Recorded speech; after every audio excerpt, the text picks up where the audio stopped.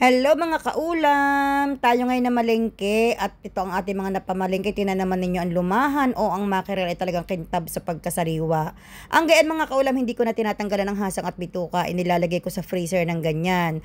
Para pag dinipros ninyo ay sariwang-sariwa pa din ang kanyang itsura.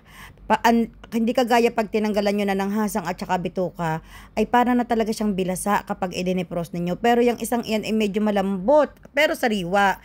Diyan gayaan ibig sabihin na ipit lang yan sa lalagyan. Ang sumunod nating binili ay itong malasuge o kaya ay blue marlin. Ang isang peraso niya na ibinigay ko sa inay at ang isang peraso ay amin. Dahil yan ay paborito ng inay. Tapos nakabili tayo ng ulo ng salmon. Tsaka ko na rin yan bibiyakin kapag frozen na para hindi madurog-durog. I-defrost ng kaunti tapos pag medyo malambot-lambot na tsaka natin bibiyakin. Para magsaktong 1 kilo, nilagyan nila ng mga belly-belly. Sabi ko sige na lamang at yun naman masarap din.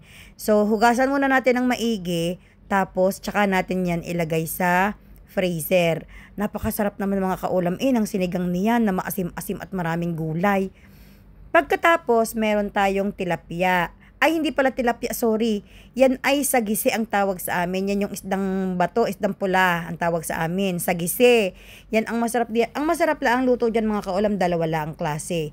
Prito o kaya yung sinaing sa kalamyas na tuyo. Yan ay aking isinigang, pero masarap lamang kapag sinigang yan, ay di masarap lamang pag mainit pa. Huwag ninyong pababahawan.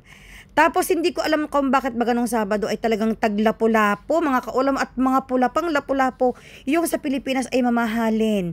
Tapos dito nakuha ko lamang ng 150 pesos ang kilo. Tingnan naman ninyo mga kaulam kung gaano kalalaki at kung gaano kalaman ng lapu-lapong aking nabili.